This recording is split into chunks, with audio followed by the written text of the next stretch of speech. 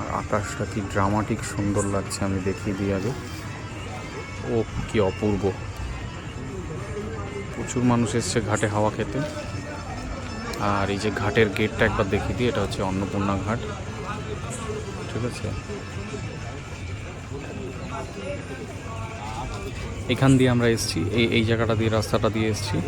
পাশেই শ্মশান আছে, দুর্দান্ত লোকেশনটা। এই দেখো পুরো গঙ্গাটা এতটা বেশ চওড়া এখানটায়।